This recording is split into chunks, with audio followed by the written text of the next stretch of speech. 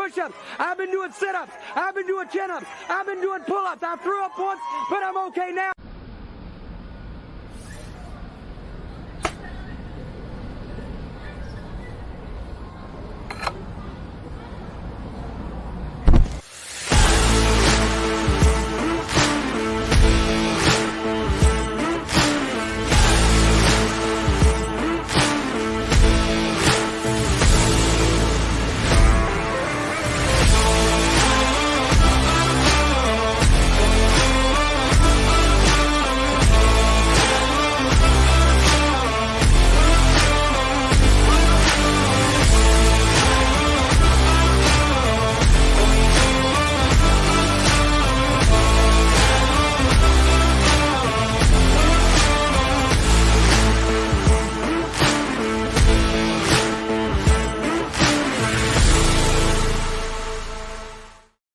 What's up, everybody? Welcome to the Power Hour here on YSN, brought to you by the great folks over at the Toyota of Warren dealership, DJ Richie. And guess who's back? It's not Slim Shady. It is Chris Sigler himself with the First Energy hoodie on. Welcome, gentlemen. I know it's been a incredible weekend, kind of all different sorts for all of us here at YSN. But a winning weekend nonetheless. Richie, you were all over the place. You were in North Carolina following the YSU baseball Penguins. How was your weekend, my friend? It's fun. It was a long weekend for sure. 4 games in 3 days is always tough, but to go down there and go to one of the best venues in college baseball was quite the experience. I was telling Matt Morrison earlier, I was able to walk around and see what they offered for the student athletes there at Wake Forest. And, it's a multi-million-dollar facility that they built with a brand new clubhouse. They got a players lounge. And then they recently just built a pitching lab that has all the technology you could really ask for, all the MLB metrics that the professionals get. And their now starting rotation has a top 5 starter in all of college baseball, and Rhett Lauder, who threw on Saturday. So, that pitching lab has worked wonders for that program. And, it's one of the best in the ACC this year. My bold prediction is that they'll be in Omaha this year in Nebraska for the College World Series, because that's how good their starting rotation is. And that's how good their lineup is. They got a kid from Lancaster, Pennsylvania, that has 4 home runs already in 4 games played. So they're going to have quite the year in the ACC. And the Penguins battled. They scored 3 runs on Friday. They had the lead 3-0 on Sunday, but just weren't able to get the victory. I mean, you talked about it last week, Rich. I mean, this is a team that is going to be built on offense, and you just hope that the pitching and the defense tag along. It sounded like they used their entire roster of pitchers, and there were some health issues from a standpoint. Can you see them bouncing back from this in the coming up in the next week or so? Well, I think I think Memphis will be easier to deal with. Yeah. I mean, Illinois is a team that won 31 games last year. They played Illinois and Wake Forest over the weekend, 2-2. Illinois is really good. Wake Forest is number 5 in the country. So they knew it was going to be an uphill battle. Coach Bertolini was happy with the way that his guys were able to come back on Friday and show some life in the later innings. On Sunday, he was happy with the way they started out. Kenny Missick came out of the bullpen after Lane Rhodes was only able to go a third, and the missile tossed a career high. 2 innings, 3 strikeouts for Kenny Missick, first time in his career throwing over an inning. So, that was great to see, because Kenny's another guy that battled injury. When he was at Austintown, he missed his final senior season. And then when he was at YSU, he had to redshirt his first year as well because he was still hurt. So, that's a guy that's been through a lot of arm trouble in the last couple of years, but it was good to see him go out there and, dominate some of the best hitters in college baseball. He struck out their 3 and 4 hitters. So, that was cool to see for Kenny, and I was happy for him. He was all fired up after the game, as you can imagine. But, I think they'll be able to bounce back. Offensively, there's no worries. Braden O'Shaughnessy, he had 2 home runs over the weekend, had 7 hits. His brother Pat had 4 hits. DeSanio had 5 hits. I mean, they're good. They scored runs against Wake Forest and their number 3 starter. They scored runs against the number 2 starter for Illinois. So they'll be fine. The pitching staff is a little worrisome, especially with the injury of Lane Rhodes. Mm-hmm. And their bullpen's young. I believe 5 freshmen tossed for the first time in their career on Friday and Saturday. So you got those young guys that are going to come in and, you know how it goes. The first year is always the toughest year because you're facing guys now in the new generation of baseball that are 23, 24 because of the COVID year. So some of those guys are like 18, 19 years old playing against 23-year-old guys that are in their 5th year at Wake Forest. It just doesn't add up. You're going to get hit around. So some of the freshmen, Braden Gebhardt, Howland guy, he came out through 2 scoreless on Saturday against Illinois. That was a good sign.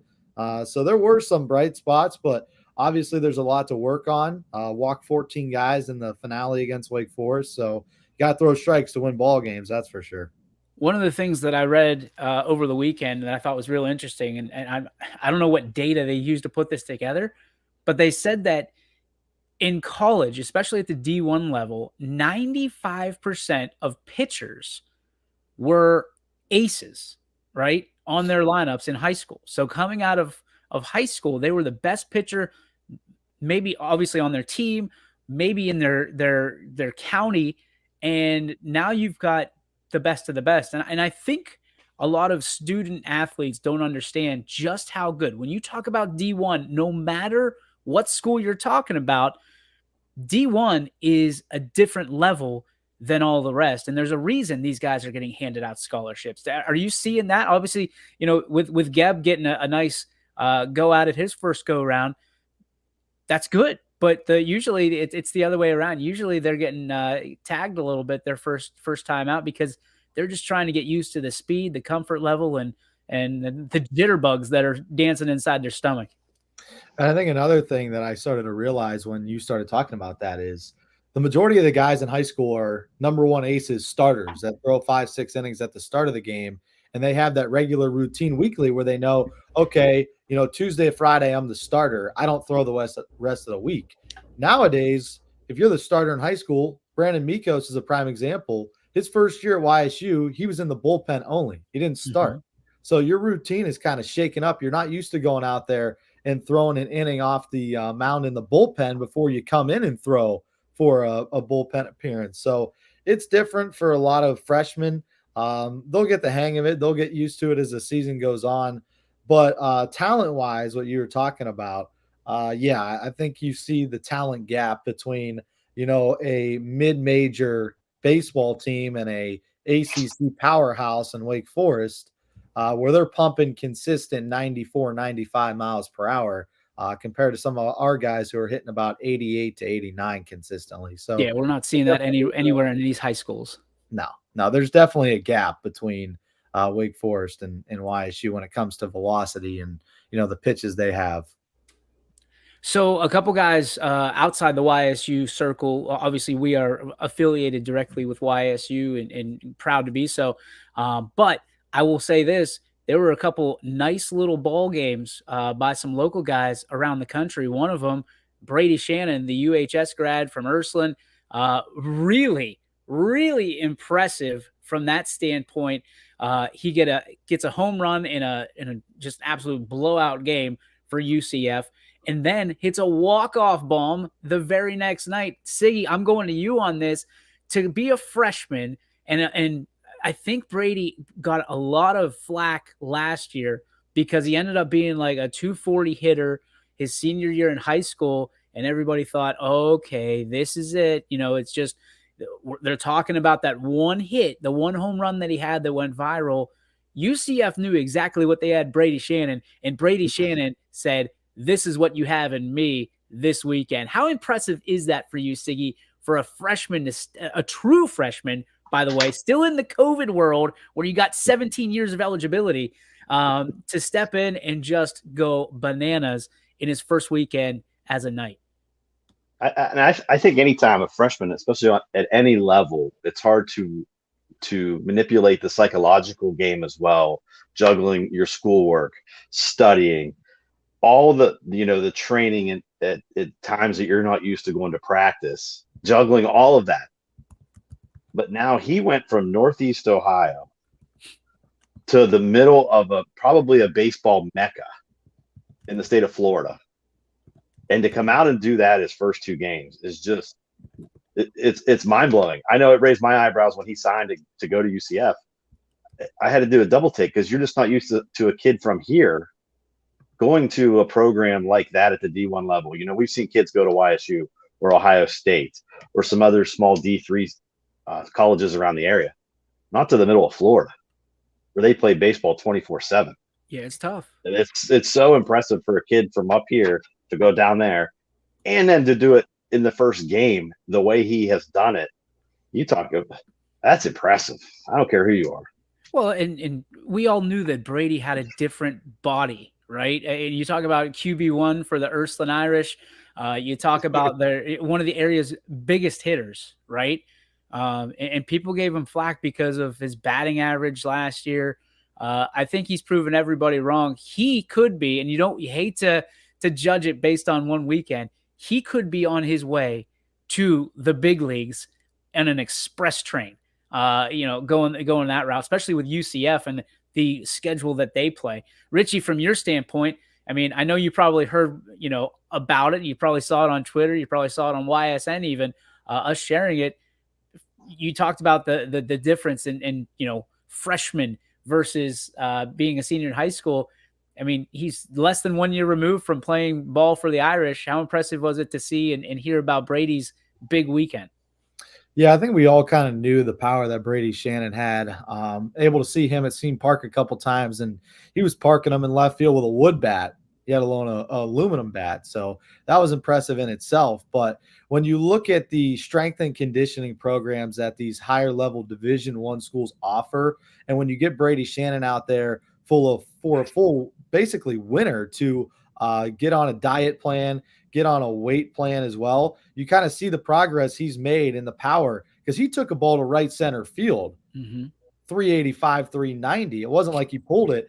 He took the ball the other way. So that kind of shows the strength that he has. Yeah, in his buys and his legs now. They've tried to get him a lot stronger in the lower body as well. So that was impressive to see him go yard twice in the opening weekend. But we'll see how he progresses, because once you get the scouting report on a guy, then it gets more difficult. The opening weekend as a freshman, you don't have a scouting report on anybody and where they struggle. And the new metrics of baseball, especially in all these Division I parks where they have this track man it shows you the swing and miss rate for certain pitches and where they've thrown in the zone. So, it's going to be different for him, I think, in a month from now. If he can stay on that same track, then that kind of shows you the level of player that he is. They're looking for holes in his swing, certainly moving forward as teams play UCF. We're so proud of Brady Shannon, so proud of all our local athletes at the next level that are showing out. We're going to talk a little bit more in depth on today's show about our athletes, especially in baseball, that have really, really shined and what that means for the future of baseball here in the Mahoning Valley. But one guy I cannot go without saying, my dude, Joe Roth, at the University of Akron, showing up, showing out, the Austintown Fitch grad. Let me make sure I have this right, because there's a lot to it. So he ends up going in his first career start, mind you, a combined 7-inning shutout. In his college debut, Joe threw 5 complete innings without consenting a run, issued the team best 6 strikeouts while allowing only 2 hits and 2 walks. This is a young man who is salt of the earth people, right? He's one of the best people you're ever going to meet. And as nice as he is, off the field, he is an absolute demon on the diamond. So he could have went as a catcher, but he was and there was conversation. I don't know if it ever amounted to anything, but he was going to be a two-way player. And now he gets an opening start, and he makes the most of it with all the hot garbage that this young man has been through with coaching and who's staying, who's going, who's going to be part of the Zips building. Joe Roth just goes in and says, give me the ball and watch what I do with it. Impressive to see that, the Austintown Fitch starter. And did it open your eyes, Siggy, a little bit to see what J-Ro can do? Yeah, and I think the adjustment period is it's still February. How many of these kids are used to playing in February? Right. Not too many in Northeast Ohio to go out and do that right away on the D1 stage. That's very impressive. Very, very impressive for that young man. And The sky's the limit for somebody like that can go out and do it right away at that collegiate level. Richie, how about you? I mean, you covered some of Joe's games naturally. I mean, he was in the YSN All-Star game as long as it's been around. To see him kind of, I don't want to say that again. I don't want to say these guys and crown them yet, but it's impressive to see these guys step in their first weekend of baseball and say, we represent Youngstown, we represent YSN. I think what was key for Joe Roth in that start, you stay under 70 pitches. And, Siggy talked about the month of February and how we're not used to playing in these type of temperatures in this month. I think that's big to keep his arm control for the rest of the season, because now you build on that. Yes, you start at 69 pitches. His next start, maybe you're at 75 to 80. And then hopefully by April and May, he's up to that 100 pitch limit where he could throw 6-7 innings a start. So I think that was crucial for him to throw 69 pitches in 5 innings without a run. And it was also difficult because when you look at the other guy throwing for Western Carolina, he didn't give up any runs either. Right. It wasn't a run scored until the 8th inning of this game. So it was a pitching duel where you kind of feel that pressure as a pitcher and say, all right, I can't let my team down here. I'm battling against this guy one-on-one right now. And he stood strong, and he had one heck of an outing as a first career start. So I'm happy for him. I'm happy for his dad and his family who have always been there to support him. And he's a great dude off the field. So I really couldn't be much happier for him in the way that he starts his career, because it almost guarantees him a starting role with the Zips moving forward. When you look at the pitching, he had the best start of the weekend as a freshman. So, that sets the tone, I think, for at least the next couple of weeks for him being a starter. And I know I don't want to speak for Joe, but I know that there's a chip on his shoulder from a lot of different teams that didn't give him his due. So there was a little bit of vendetta in there for J-Ro. We're all proud of him, as we always will be. Guys, that leads us to the conversation. Baseball in the Valley, crazy to think it is the 20th of February. We're talking about baseball, but these are guys that we've covered their entire careers in high school, and now they're making impacts elsewhere, whether it be UCF or Akron or Youngstown State. Do you think that baseball here in the Valley over the last 6, 7 to 10 years has really taken a step up, and we're starting to see the fruits of the labor of coaches and programs around the area? Richie, we'll start with you, and Siggy will go to you. I think we were really spoiled with the last recruiting class. Joe Roth throwing an unbelievable game in his opener. Landon Beitelsch's coming out, getting a 2-inning save for the Ohio State Buckeyes in his first collegiate debut. You got Brady Shannon, who was 2 classes ago hitting some bombs into right center field for UCF. So we've been really spoiled with Division I talent we've had the last couple of seasons. And there's other really good players that just didn't end up going on to the next level because maybe they wanted to focus on school. But then you look at local guys like Braden and Pat O'Shaughnessy, who have had great weekends for YSU. They're from Poland. Brandon Mikos, a guy that got his first collegiate start against the number 5 team in the country in Wake Forest. He's from South Range. You also had Aiden English, another one of your boys, DJ, that got in for South Range. So we're seeing close to double-digit numbers at the Division I level in our opening weekend. Kind of speaks to the amount of talent we've had here in the Valley that might have been hidden over the last couple of years. Siggy, your thoughts on how things have progressed for baseball in the area? Well, and I'm gonna throw softball in that mix too. Sure. I think it has to do with the facilities we have now. There's so much opportunity now for these players and these athletes to get involved in the winter months and the inclement times that we have more often than not here in Northeast Ohio to really strengthen their trade and to make themselves better players, really, in softball and baseball, no matter what they're doing. You have facilities like athletics that are just popping up now in and around this area to where 10, 15 years ago, nobody thought anything like that would be possible other than, in the Canfield, Boardman, Poland area. They're making their way south now into Columbiana County. So I think that's what's driving the talent level and giving these kids opportunities to thrive at the D1 level. So, Richie, you made a great point, and I don't want to overlook our friends down in Columbus, where Jake Gehring and Landon Beitelsch's, looking at their stats right now, both of them had 2 appearances, it looks like, and neither one of them gave up a run, or at least wasn't affected to the ERA. So you look at the area, And, like when we say these guys are special, when we say these ladies are special from the softball standpoint, perfect segue, Sigler. They are special. And it's not just because they're special around here. They are special talents. I had a chance to talk to Jake's dad, Bill, over the weekend and kind of let him know everything that's going on with us.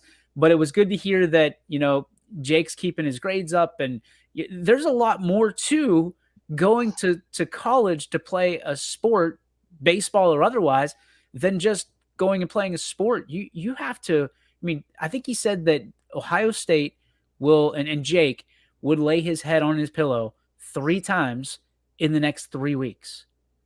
Think about that. Think about being out of your home, whether it's business or just having some home cooking probably tastes pretty good, but there's a lot that people don't realize. You're on the road a lot, especially with baseball, and you got to travel south. Richie, YSU doesn't have their first home game until when? Oh, let me look. March 17th. Oh, and even then there could be some question marks around it. Yeah, they might not even play that game because usually March 17th, when we played Bowling Green in 2020, it was snowing. Yeah. The OHSAA continues, from a high school level that they want to start games, March 31st, April 1st, something like that, where, it's tough. It's tough skating. And let's be real, the weather's been pretty good. It's been pretty mild this year. But as soon as God says it's baseball time, here comes the snow, because that's how it works with YSN. All right, Swicka says, Richie rep the Gwins well down in Winston-Salem. Does that ever get old for you there? What? I saw him down there. You saw him? Did he come? You should have had him on. I should have. He told me he's going to come up in the booth. Swicka is one of the OGs of the Power Hour in YSN. So he pops in. He makes sure that we're doing well. And he's from there? He was wearing a Wake Forest quarter zip. He said he helps him out or something. How dare he? That's a YSN grad. That's an alum. It's all right. Hey DJ, real quick, you talked about the weather, how it will impact, as well as I think a lot of these schools should get credit too for new facilities that they have popping up as well. For these spring athletes. They've always been the forgotten season forever, and now these facilities popping up everywhere. Look at the facility Fitch gets to play on. Hey, we went down to Edison last year and saw that magnificent facility for baseball and softball. So they're popping up all over the place. Even the natural grass surfaces are better than what they used to be. They're more manicured. They're able to take the weather more than they ever have been. So I think a lot of credit goes there as well. Well, not just that, but you think about athletics, places like that where I'm just going to tell you, there's no place like athletics. We have only scratched the surface on how good our baseball and softball teams can become, because now they're able to train. And yes, I know, not necessarily the same thing, but being able to train 365 days or have the opportunity is going to enhance their opportunities for those scholarships, for those opportunities at the next level, or to be even better now and play for state championships and play for more district and regionals than we have even in the past. So yeah, you tip your cap to that. And, these facilities like you spoke of, Siggy, that's huge. And the investment of these programs, of these schools, of these communities to make baseball, softball, track a priority, because Siggy, probably you more than me. Richie, he's the youngest here, so he probably doesn't remember this, but there was a time where schools didn't all have 8-lane tracks that they could hold track and field meets at their facilities. It was basically East Palestine and a couple other schools that were able to do that.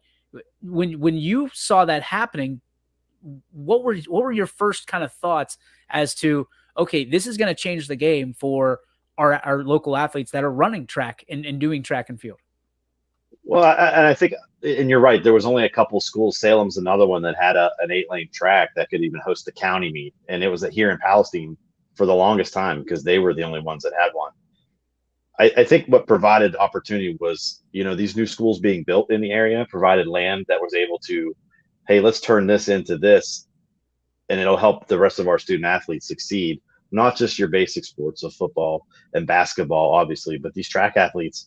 Hey, look, track's a big deal now with the Watts Center and Youngstown State, all these indoor track athletes now. Track is huge in this area, and it's really starting to come to the forefront, just as baseball and softball are now too. I love it. We are going to take a break. When we come back, we might still have some baseball and softball in us here as people roll their eyes at us. It's February 20th, but we're going to talk about hoops a little bit. We're going to see who's surprising us. I mean, with boys tournament time literally knocking on the door, who's going to be the team that you think is going to go the furthest in the OHSAA tournament from the YSN family this year, and why? We'll have Richie and Siggy talk about it, and we will, of course, talk about yesterday and how YSN, we feel, put our hand in the pile and did our part to help out those in East Palestine. All that and more as we return to the YSN Power Hour, powered by Toyota of Warren. We believe expectations are made to be exceeded. At the new Toyota of Warren, it's about more than just getting a great deal. It's about service you can count on and a friendship you can trust. Year after year, we've done what we do best. We've gone the extra mile so you could too. Because we know it's just not about buying a new car. It's the start of a new adventure. Toyota of Warren, driven by you. Before the lights come on, before the workday begins, before a long day is ended, or it's time to have fun. It all starts with the people at Joe Dickey Electric. From replacing a light fixture in your home to building a substation for your business, no job is too big or too small. The people of Joe Dickey Electric power them all. Joe Dickey Electric, over 60 years of powering the Mahoning Valley.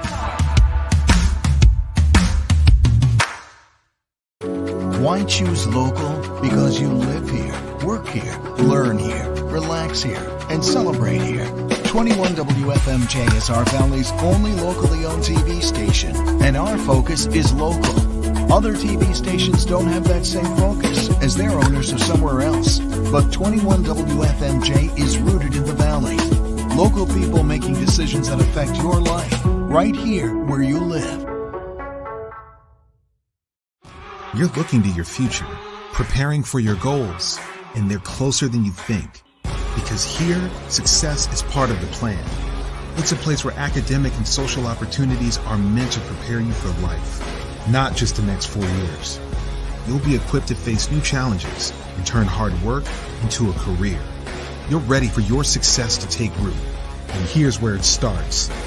We are Youngstown State University, and proud.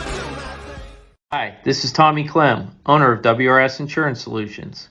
WRS Insurance Solutions is a local independent agency that specializes in life, Medicare, long-term care, and disability products.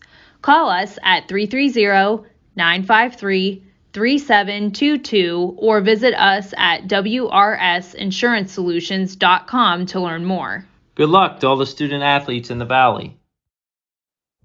Welcome back to the YSN Power Hour, again powered by our friends over at Toyota of Warren. DJ, Richie, and Siggy with you here today, the three amigos back together.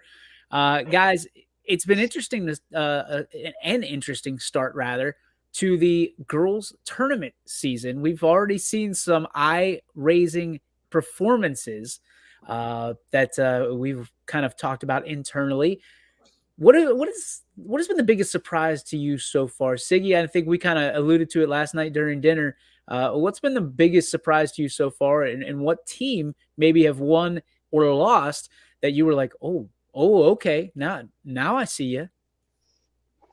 Well, I think it goes hand in hand. I think it's Liberty defeating Poland. Yep. It's just like, oh, wow, this team is back. They're healthy. We forgot that this team can score and score and score as they've done the last 2 years.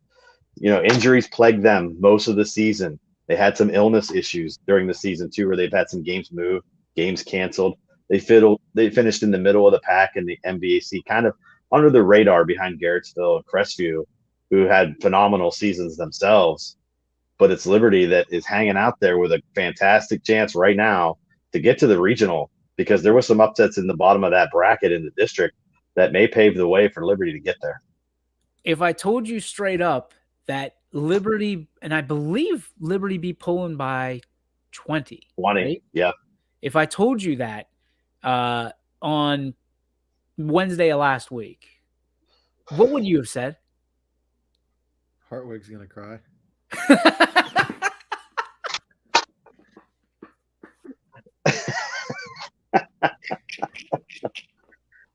Honestly, I wouldn't have been shocked if Liberty won.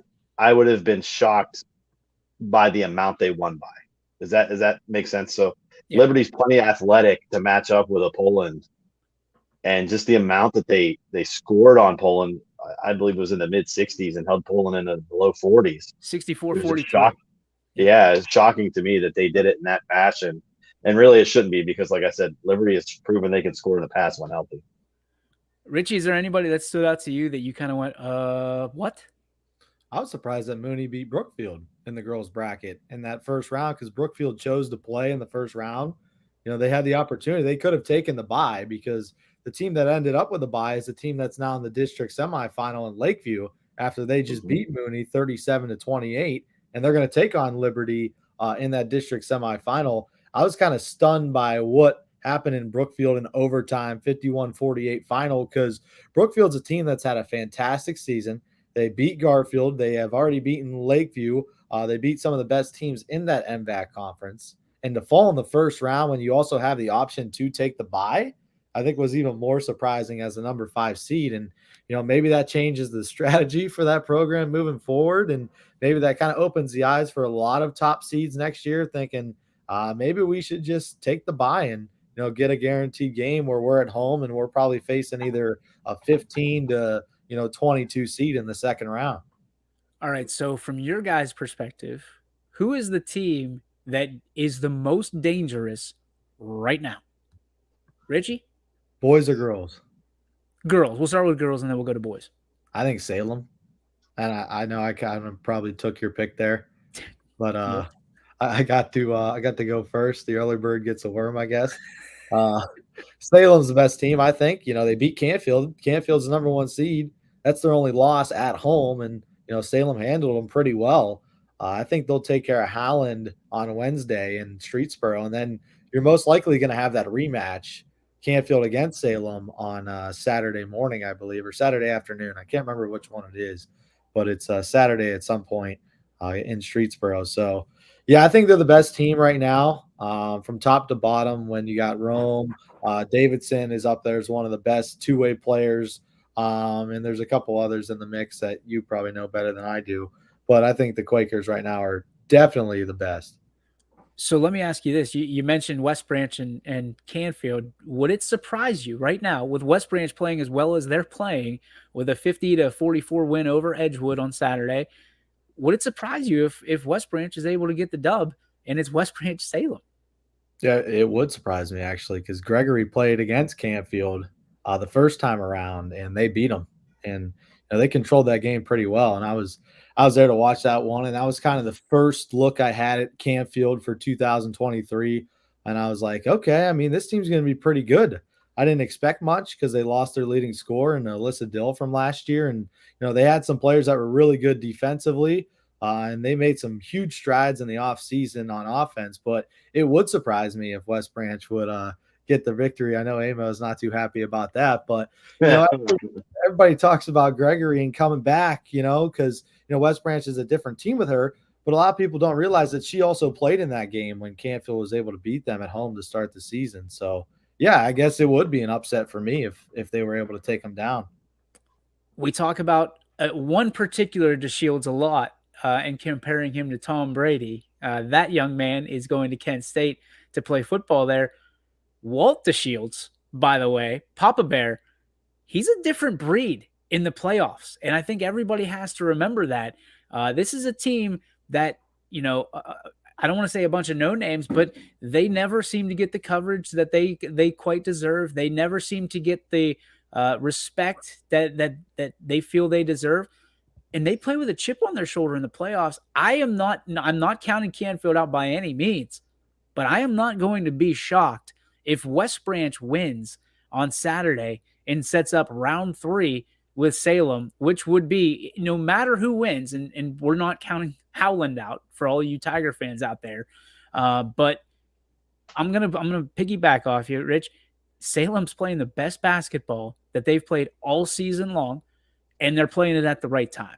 And they're a scary team with Riley Hutton, with Abby Davidson, with the Barty party, Lauren Barton exploding onto the scene late. It's the usual characters, the Cammie Romes and everybody. I mean, it's amazing to see this team come together. But as strong as this starting core and this group of girls are that see regular action, their bench, their support system, their coaching staff, and the fans that follow them has been impressive to me more than anything that they've done necessarily on the court. And that, I think, is saying something. So I'm excited to whichever way it goes because, Rich, I think you get the games, right? You're going on Wednesday? Yeah, I'll be there Wednesday night. I'm jealous. I'm absolutely jealous. It's going to be huge. So I think that it's a huge opportunity, and I think that is going to be must-see streaming on YSN, and we're happy that they got one of the best doing it, man. RJ is going to be out there promoting our teams, and you can't lose, man. One of our teams goes on, and they're playing in the finals no matter who wins those 2 games. So good luck with this. Siggy, who's the team for you that is like, this is the team, and watch out? Well, you say watch out. I think a team like Crestview is a very good team. They can score inside. They can score outside. They have depth. They know how to win. The biggest problem is down the road right now is a Laurel team sitting there, number 4 in D3, which United's going to have to deal with on Wednesday. And I feel bad for the Eagles as well. They've won 10 in a row. Their girls are playing just as good as anybody right now in the area. I saw it on Saturday, scoring their highest point total of the season. And they get the task to play Laurel first on Wednesday night. So I think both of those teams, unfortunately, would be the under the radar team for me in United and Crestview.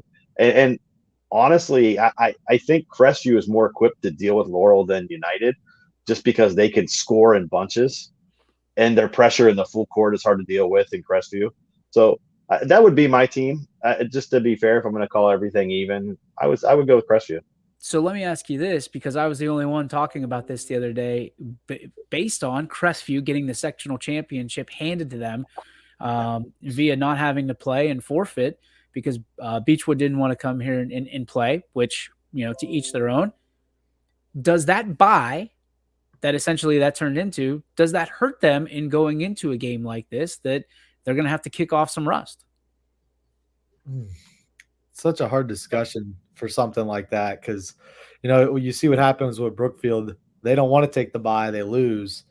I'm not saying that, Crestview would have lost that game because, they probably would have won. But I don't know. I mean, it depends what type of team you are, what type of coach you have, because some coaches prefer to play that first round. Some say, you know what, we're just going to take the victory. We're going to give our players a well-deserved break because they've been playing so many games in a row the last couple months. So I guess it just depends on your coaching style. I don't really have like a definite answer of yes or no there. Maybe Siggy can.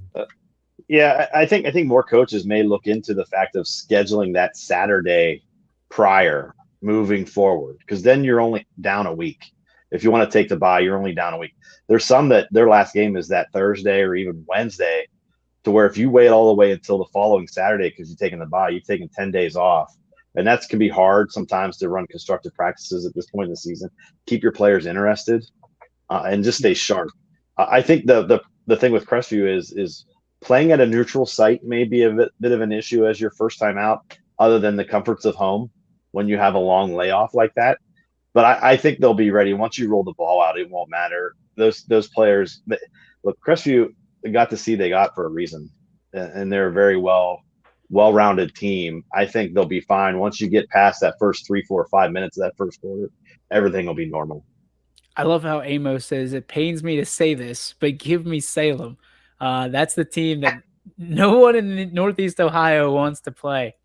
And the only reason, and people from Salem, before you jump all over him, he's a West Branch guy. He's a Sebring guy. So the reason it pains him is because he's so far entrenched in that green that it's hard to look at the red. So we appreciate the honesty, though. But in reality, being one of those teams that we talked about, the Crestviews, the Canfields, the the Salems, and the West Branches, being those teams, does that put additional pressure on you? And do you feel like you're up against it? If things get tight, if this is a close game, I mean, listen, Salem won by a billion on Saturday over Berkshire. If you're in a tight game against a team that you're supposed to beat, does that change things? The psyche of sports, does that go into it, Siggy? Well, I think so. I think as a player, you could look back as, man, I wish I'd have taken that last practice a little bit more seriously than we did. Because let's face it, these kids know who they're playing the next game. They read social media. They see their record. They see who they've played in the past. Hey, throw Garrettsville Garfield in that conversation too. Yeah. That's a team that's been winning since they become a YSN school. And oh, by the way, they're sitting in that district where all those upsets just happened, that they can pretty much get to the district final and face a team they're very familiar with in Liberty to get to the regional. So yeah, I think it does weigh on you as you're playing a team that you think you're better than, and the coaching staff knows we're better than them. It just comes down to how you prepare. Garrettsville Garfield gets the win. I just had it pulled up. My monitor's turned off. 52-19 over Champion on Saturday. Richie, for you, does it add pressure to be kind of picked and be the favorite, to be the ladies that are supposed to go into the next round and represent? Does it added pressure if there's a tight game? Yeah, especially when you've already played the team before and you beat them. I guess prime example would be Canfield against West Branch. We were kind of discussing it a little bit earlier. They're the number one seed. They're supposed to beat everybody and get to the regional. But, if you come down to the wire here on Wednesday in a tough game against West Branch, there's a lot of added pressure in that huddle in the last 2 minutes or so to where, Canfield might say, we smoked this team at home in the opener with Gregory. What's happening here? And that could always add pressure. And you never know what could happen in the playoffs. We've already seen that with a couple upsets so far. And I think that both Salem and Canfield do have something to prove this year after bowing out. I mean, Salem, they made it to the regional last year, and they're trying to get back there again, but they're going to have to play the number one seed. So I think for Salem right now, there's not much pressure. I think all the pressure is on Canfield right now to get to this game because it's not a guarantee that they're going to beat West Branch. I agree. Great points, gentlemen. Let's go to boys hoops real quick. Before the tournament even starts, who's your team? Who's your squad? Who you taking the furthest from the YSN family in this tournament? Richie, early bird gets the worm again. Son of a gun. I'm taking Ursuline. I think the Irish are the best team in our area, boys-wise. Only one loss to Canfield, and that's because they just struggled to score the basketball in that second half. I was lucky to do that game with Steve, and that's the only loss that they've had this season on the road against a good Canfield team. But when you look at Ursuline with the athletes that they have the size advantage down low. Vinny Flotto is one of the best shooters, I think, in the area. And a lot of people forget about him. I mean, he has a 3-point record at Ursuline. And then you kind of concentrate on Terrence Pankey, who's able to drive the ball past you. And then everybody forgets about the guy sitting in the corner. And Ursuline's a better 3-point shooting team than just about everybody that they've played so far this season. So I like the Irish. They got a good seed, and I think they're going to be able to get to that district final pretty easily. Siggy? I'm not familiar with the brackets and the boys' sides. I just haven't had time to look. But I'm going to go with two teams that I would keep my eyes on is Louisville. With Malone, they've just done nothing but dominate the whole regular season. And a team a lot of people don't talk about, the Wellsville Tigers. They have two good guards in Jackson Brewer and Isaiah Greathouse that can get up and down the floor. Playing in D4 may give them a better chance than most teams at these other division levels. We have some better teams. You have the Hobans of the area. You have some other teams like Canfield. But when you're up in those other divisions, the competition gets a little tougher as you get closer to the lake. Let's say that. But I think those two teams, have a decent chance to make it pretty far in the tournament. Interesting. By the way, I hate you both because you both took not only 2 of my teams. Siggy, you just threw in the 3rd. Appreciate you. Oh, and then you threw in Hoban and Canfield as well. So I'm sitting there just checking off my list like, okay, who is left? Sammy says, give me PV and Jefferson both to win sectional titles. Raise your hand if you're shocked.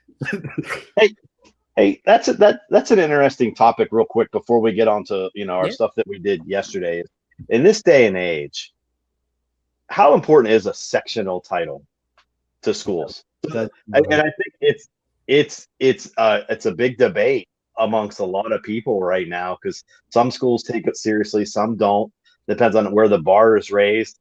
I have my own opinion because I'm older than both of you two, that prior to these super districts and super sectionals, it was tougher to win a sectional title. You had to win 2-3 games to even get to the sectional final. Now, if you take the bye, your name's on the line, you win 1 game, you win the sectional title. But some people take it seriously. I saw pictures of teams cutting nets down at sectional, and I just shake my head and I just couldn't believe it. So I just didn't know if that's something that you two could weigh in on. Matt Morrison says Moy and the Braves are going to flip the switch. I don't doubt it.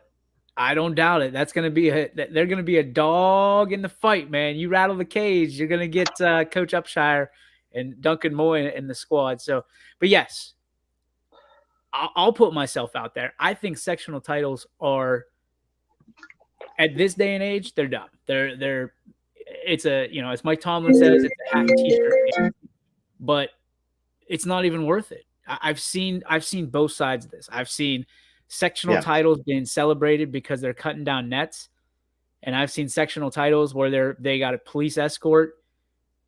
I think that's too much. I think it's too much because but in today's day and age, we celebrate everything, right? So you celebrate what you can get. I think if you're a team that's legit, if you're a team that is next level, and you think you got a shot at the districts, you don't celebrate sectionals. But if you're a team that's the pinnacle, and you know it, you're going to celebrate it a lot more. That's just my interpretation. And when teams celebrate it, I go, oh, okay, it's because they might not get a district. They're not feeling good. But there's also teams that celebrate everything. There's teams that celebrate like literally everything they possibly can. Richie?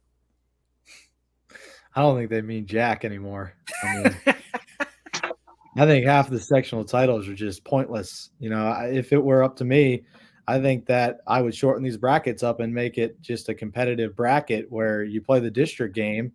And, if you win that, you go to the district final. I mean, some of these games are they're brutal. They're absolutely brutal. Like, I felt bad for Conneaut coming down and playing in that sectional game to not even score a point, like in the first 12, 15 minutes of the game. Like, and then you got other games and girls hoops that are like 63 to like 15 in the sectional final. And it's just like tough look.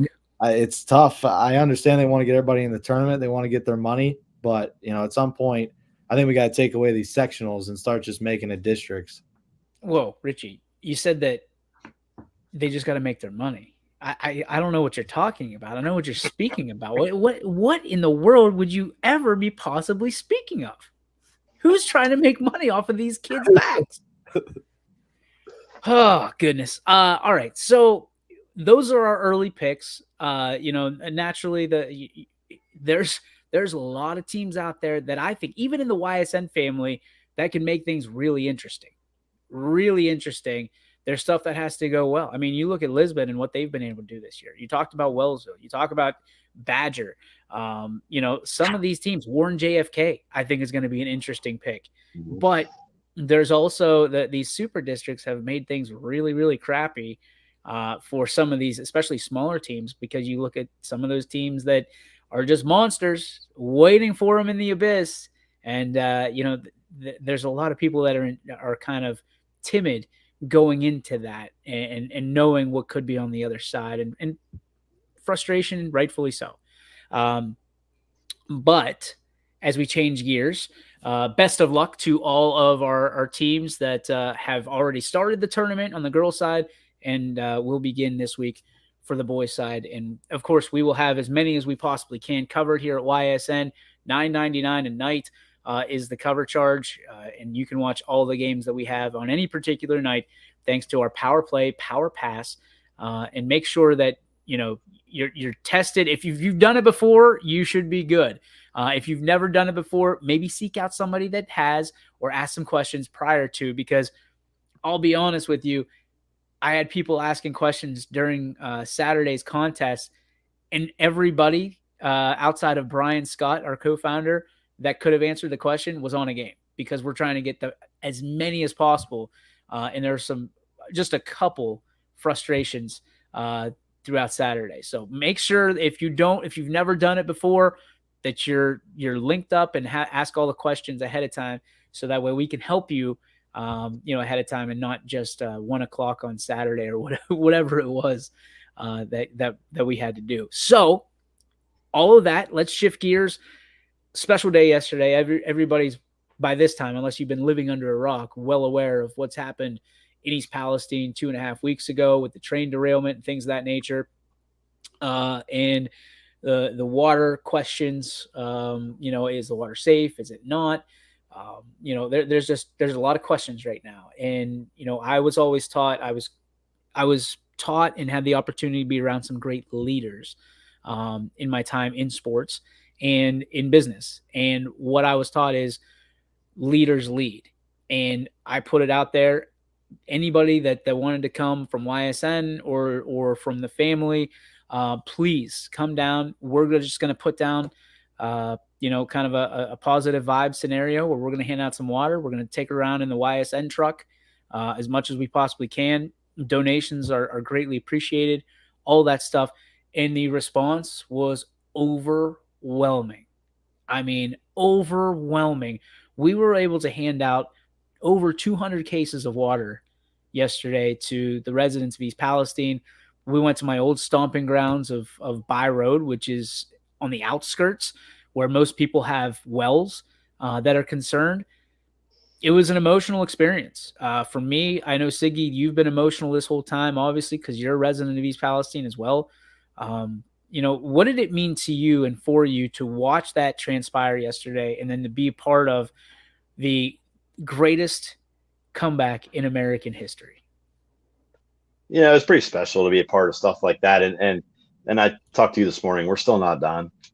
To get in the truck and to drive out to these outer areas of the middle of town to help these people that may not have a resource to get into town to get water from these other charities that are handing it out as well. So it's just overwhelming. My wife and I she's an aunt that lives in Negley that has a well, and it really hits home with us, and we're only, I don't know, we try to measure it all the time, maybe a quarter mile away from the accident site, and it blows everybody's mind when they say that. But to be a part of something positive like that, to try to make a difference for all these people, it's really special to be a part of. Naturally, Richie, we know you were on your way back, so you couldn't be there, but we know you would have if you had the availability. We haven't talked about this outside of just phone conversations back and forth. You were with me the night it happened, the train derailment. We were both in Las Vegas on the business trip, and first off, thank you. I had a chance to talk to Sam last night, and I've talked to Ty. Thank you for distracting me from what was going on in any way you possibly could. Thank you for supporting me and my family and making sure that everything was okay, and understanding, and certainly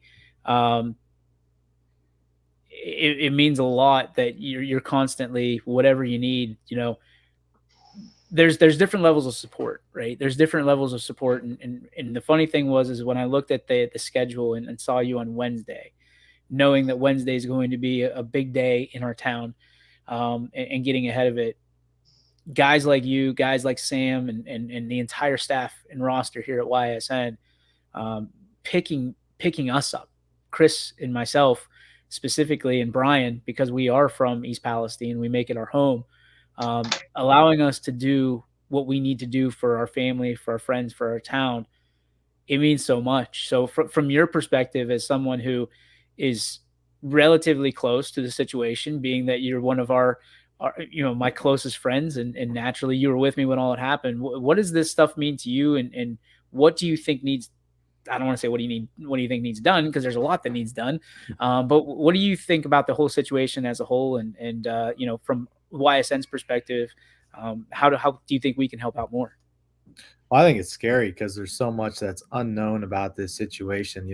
It started off with just a train derailment, then it progressed to chemicals, then it moved to burn chemicals, and then they add 3 more things that were on the cargo trains. And there's so much unknown about the situation that adds a lot of insecurity about living in East Palestine and being about the surrounding areas, which a lot of people are really starting to get concerned about the long-term effects that that's going to have on the area. So, for our perspective, when we were in Vegas, I guess we didn't know much about the situation that night when we were with the Game Changer folks, because we just heard the news. And then, once you turn on Fox and CNN and you see it, you're like, oh, wow, this is like actually very important to the area. And this is going to be a tragedy for a long time.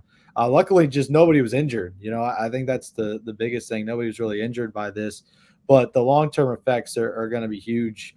I haven't been in the office for weeks. I mean, it's killing our mojo that we had down there at HQ, where we were starting to build a lot of momentum. So I just pray for the businesses, because, we're down there on a daily basis and we see what kind of impact this is going to have on all those businesses along that strip. Everybody in the same plaza as us. So, just prayers for them. And it's a tough situation because there's just still so much that is just unknown about everything, which just adds the level of frustration for, yourself, Siggy, and, everybody that lives in that community.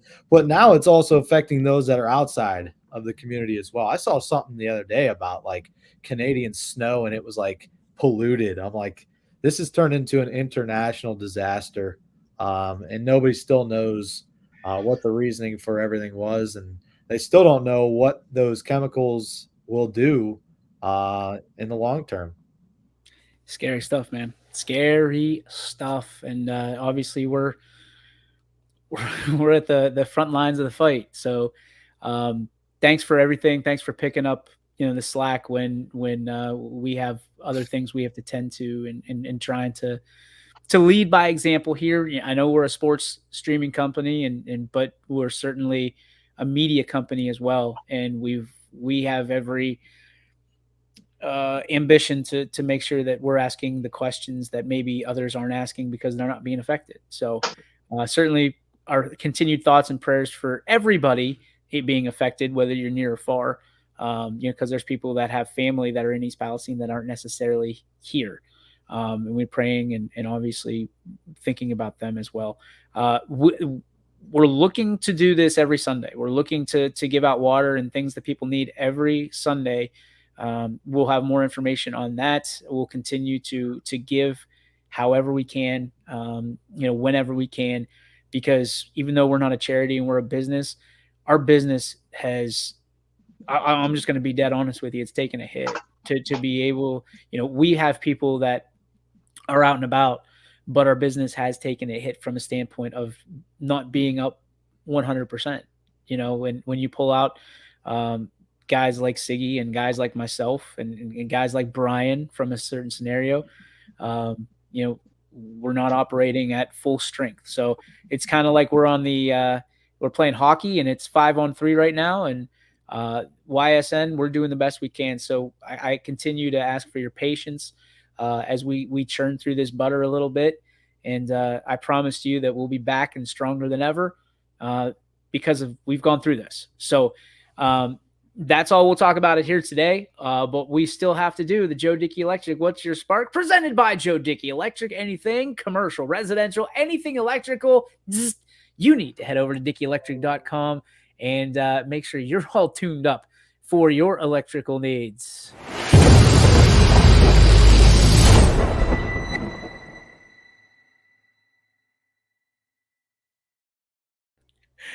Oh, where is it? Where is the comment? I knew it. I knew, Siggy, what did I tell you before I went on? If you're scared, get a dog. Get a dog. I've been saying that since college. So it's been a day or two since I've been saying that. The opportunity presented itself, and I thought it was a perfect segue to, if you're scared, if you don't want to come to East Palestine, if you're scared, get a dog. That's my spark. I think I lit the internet on fire from that standpoint. Sam also says the best teams thrive against the power play, and EP isn't going to allow a single goal. I love it. Sam coming down last night, man. It was awesome. I mean, he's got an hour plus drive that he came down. Amo as well came down. Thomas Vallant, I don't want that Thomas Vallant, the one from Warren JFK, a senior in high school, spent his entire day with us in East Palestine. Yeah. And at times I felt so bad, especially at dinner, because I felt like there were so many conversations going on that were probably not appropriate for an 18-year-old. And then he just gives us hey guys, I go to a Catholic school. I've heard it all before. I loved it. That's awesome. I'm going to make that your text tone. Richie, what's your spark? Baseball's back. Baseball is back. That was my favorite part of the weekend.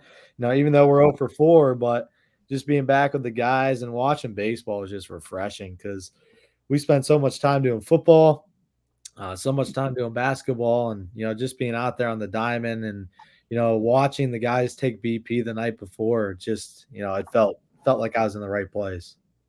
Siggy? Well, you took mine, DJ, talking about the hometown hero there, but I'll go one extra one. Just having the games going on right now, I'm able to get out and cover a game or two right now, and it's a good distraction away from what's going on here in East Palestine. It's mentally exhausting every day to think about what's going on. We're constantly asked, what can we do? Do you have any answers? And just to come up with this information for people that aren't from the area that we are fortunate to know and are still reaching out to us, to have these games as outlets to go watch these kids perform at a high level in the postseason is very rewarding. Couldn't have said it better, man. That's going to do it for our show today. For Richie Giuliano, for Chris Ziegler, I'm DJ Yoakley. We'll see you hopefully tomorrow right here on the YSN Power Hour, proudly presented by Toyota of Warren. Bye-bye. YSN thanks you for watching this presentation